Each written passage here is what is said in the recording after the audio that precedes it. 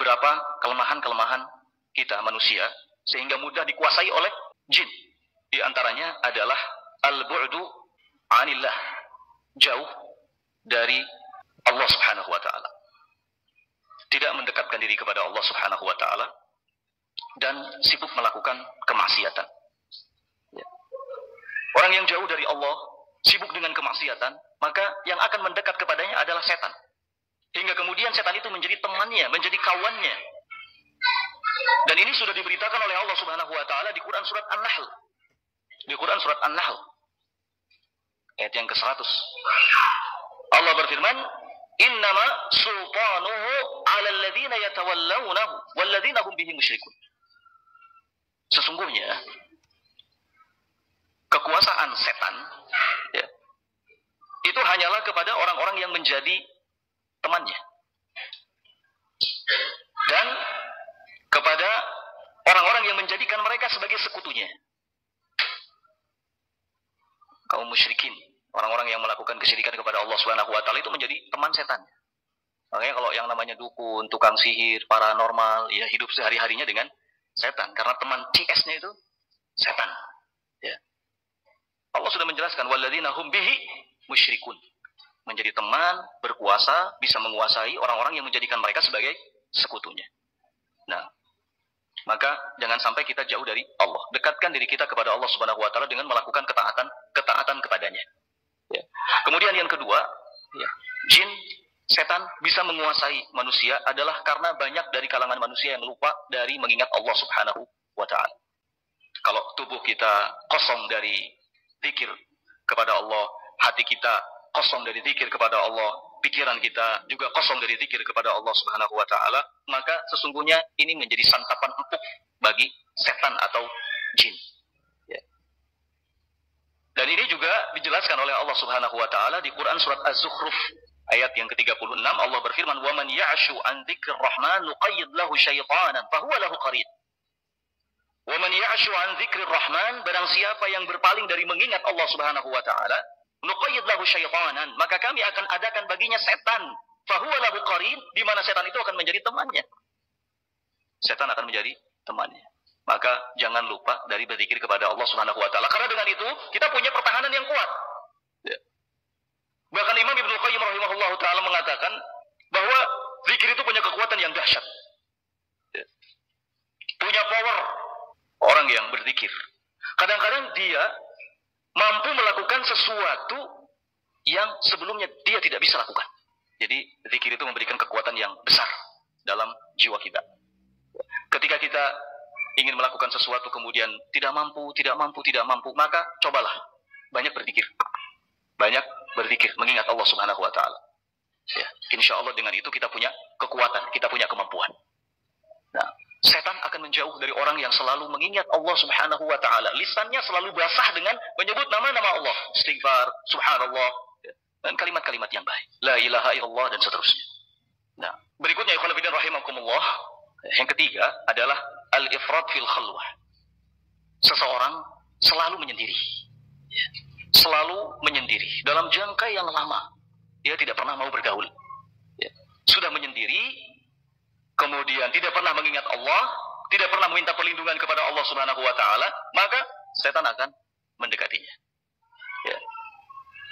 Imam Ibnu Qayyim rahimahullahu taala mengatakan, wa aktsaru tasallutil arwah al-khabithah ala ahlihi takunu min jihati qillati dinihim wa kharabi qulubihim wa alsinatihim min haqa'iqiz dzikr wa ta'awudzat wa tahsinat an-nabawiyyah wal imaniyah.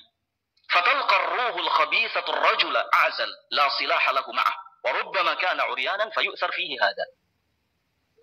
Kata Ibnu Qayyim dalam kitab Zadul Ma'ad, wa aktsaru tasallutil arwah al-khabithah. Pada umumnya, ruh-ruh yang jelek ini, arwah-arwah yang jelek ini bisa menguasai seseorang. Bisa menguasai seseorang karena orang itu sedikit pemahaman agamanya.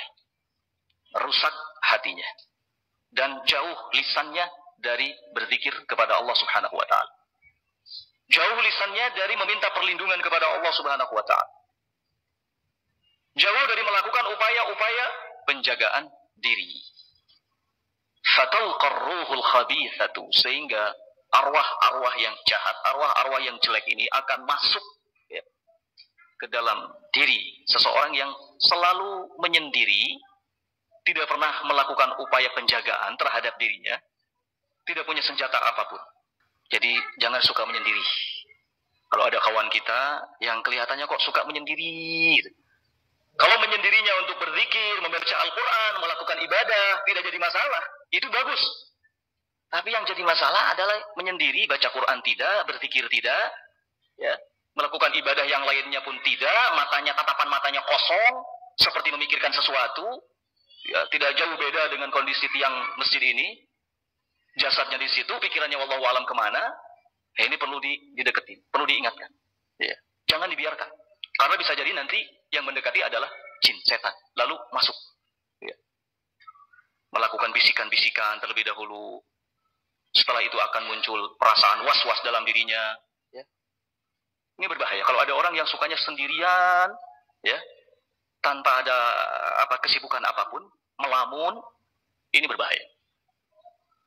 Harus kita ingatkan dia, harus kita ajak dia untuk melakukan satu kesibukan. Baca Al-Quran, berzikir, dan yang lainnya. Karena biasanya orang yang seperti ini, kalau terus-terusan begitu, maka dia akan dihantui oleh bisikan-bisikan setan. Ya, dari telinganya yang kanan, atau dari telinganya yang kiri, atau dari kedua-duanya. Ada bisikan-bisikan. Ada orang yang subhanallah, ya, wudhu sampai 2 jam. Nggak selesai-selesai wudhu. Datang ke masjid. Ya. Belum dikumandangkan azan, sudah datang. Dia sudah mulai berwudhu. Cuci tangan, telapak tangan. Mencuci telapak tangan saja butuh 20 menit. Kenapa? Karena ada bisikan-bisikan yang membuat dia ragu. Setelah selesai, dibisikkan lagi. Belum sempurna. Belum sempurna. Diulangi lagi terus. Sampai azan berkumandang, sampai para jamaah mulai banyak, sampai sholat didirikan, sampai selesai, dia belum selesai dari wudunya. Dan ini fakta. Ada. Pernah melihat orang yang seperti itu? Pernah. Coba sekali-kali carilah. Pernah. Ya. Kalau saya alhamdulillah pernah melihat orang yang seperti itu. Subhanallah, kasihan. Ya. Kasihan. Lama sekali wudunya. Subhanallah. Ketika ditanya kenapa? Ya gitu jawaban. Selalu ada perasaan, selalu ada bisikan bahwa itu belum sempurna wudunya, belum sempurna wudunya, wudu lagi, terus. Ini diganggu dia. Diganggu, Jin. Kenapa? Karena memang selalu menyendiri. Ya. Melamun. Nah, maka jangan banyak melamun lah ya. Ya kalau cuma sedikit berpikir sebentar, nggak masalah. Tapi kalau keterusan, ini yang bermasalah. Ya. Nah, seperti orang kalau sudah nikah kan, alhamdulillah, ya enggak. Tapi kalau yang nggak nikah, ini yang bermasalah. Nah, kemudian yang keempat adalah tabarrujul mar'ah. Tabarruj al-mar'ah. Seorang wanita yang suka melakukan tabarruj dan mengumbar aurat. Ini setan sangat mudah menguasai dirinya. Setan sangat mudah menguasai dirinya. Dan hati-hati. Bisa jadi setan atau jin ini akan tertarik. Begitu melihat wanita yang selalu mengumbar auratnya. Nah,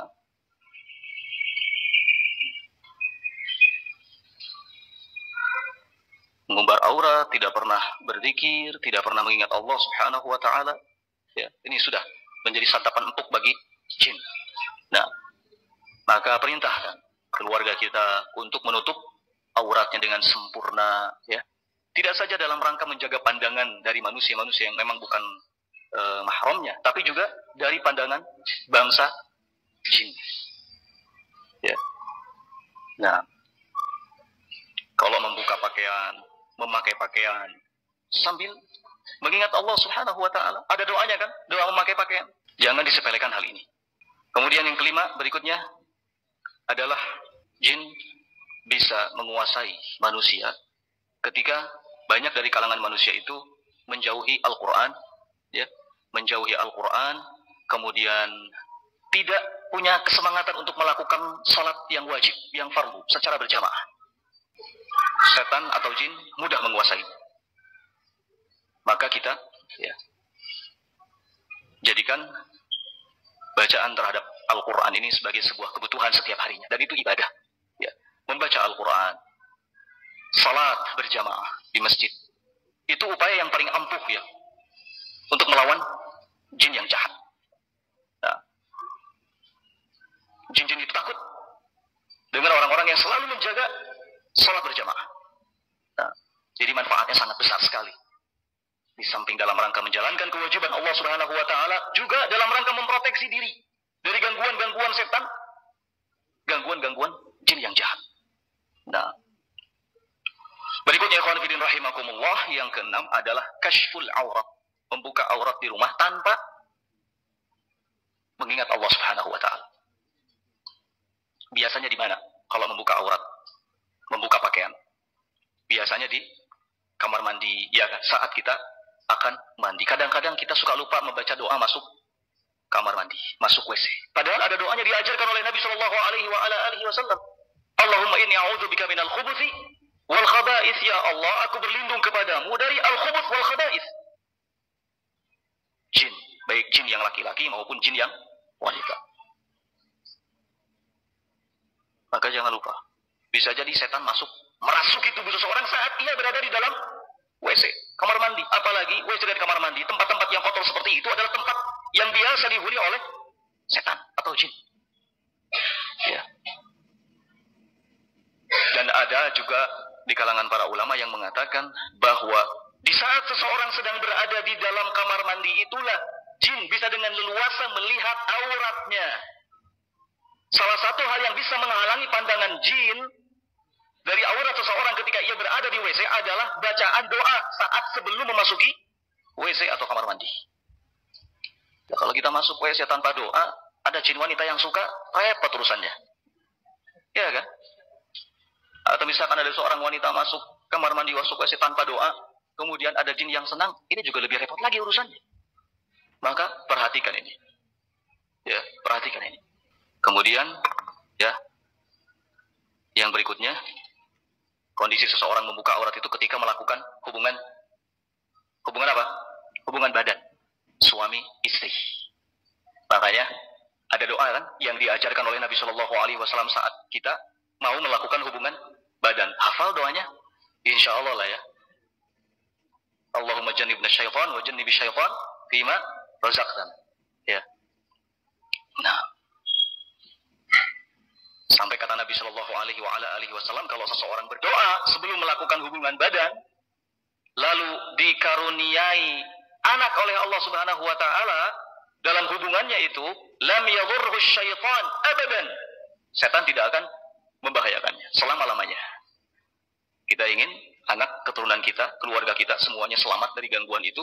Berdoalah setiap kali mau berhubungan badan. Berhubungan badan itu ibadah ya.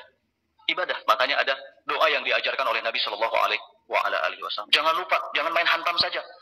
Ingat, ada doa, ya, ada doa, ada etika, ada adab, dan ini Islam, luar biasa kan? Islam, din yang ajarannya betul-betul sempurna. Ini bukan soal yang tabu, bukan. Ya, ini perkara ibadah, ibadah yang mulia. Nah, apalagi para salaf seperti yang antum ketahui, katsirul jima, banyak melakukan hubungan badan. Kenapa? Karena mereka menahan syahwatnya dari perkara-perkara yang haram. Mereka menahan syahwatnya dari perkara-perkara yang haram. Mereka akan menumpahkan syahwatnya pada tempat yang halal, dan itu ibadah, membuahkan pahala, betul? Betul kan? Ya, iya, membuahkan pahala.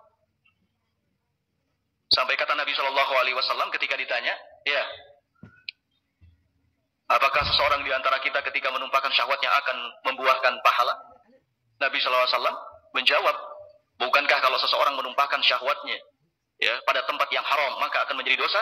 Maka demikian pula ketika dia menumpahkan syahwatnya di tempat yang halal akan membuahkan pahala. Dan itu yang disebut dengan kiasul aksi dalam ilmu usul. Kias kebalikan, analogi kebalikan. Luar biasa Islam ini. Maka saat kita akan melakukan hubungan badan, jangan lupa berdoa. Kalau suaminya lupa, ingatkan kepada para istri, ingatkan, mas doa dulu.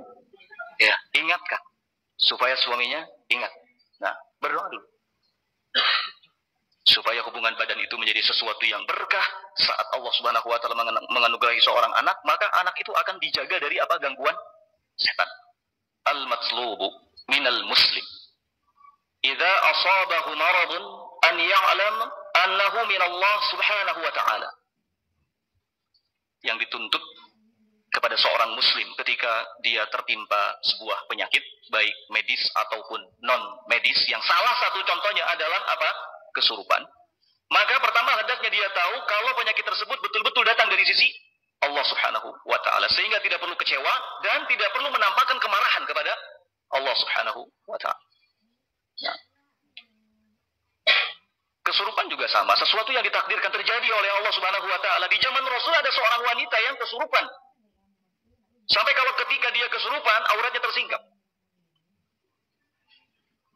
Dia ingin disembuhkan, datang kepada Nabi Shallallahu Alaihi Wasallam.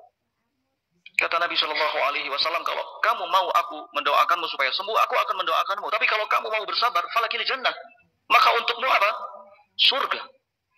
Ya, datang dari sisi Allah. Karena penyakit apapun itu pada dasarnya adalah ujian dan cobaan dari Allah Subhanahu wa ta'ala, menguji sejauh mana kesabaran kita, menguji sejauh mana kebenaran iman kita, menguji sejauh mana upaya yang kita lakukan untuk menyembuhkan penyakit tersebut. Apakah kita melakukan upaya-upaya yang dihalalkan, dibolehkan oleh Allah, ataukah justru kita tidak sabar, kemudian kita melakukan upaya-upaya yang diharamkan, bahkan merusak akidah dan agama kita. Waliyadzubillah. Sesungguhnya Allah Subhanahu wa ta'ala tidaklah menurunkan sebuah penyakit, melainkan Allah menurunkan apanya? Obatnya. Ya. Cuma masalahnya ada yang tahu, ada juga yang tidak tahu. Di antara obat, ya, di antara obat yang Allah Subhanahu wa ta'ala syariatkan, dan termasuk sebab-sebab yang penuh dengan barokah, adalah apa yang disebut dengan ruqyah. Apa yang disebut dengan ruqyah. Nah,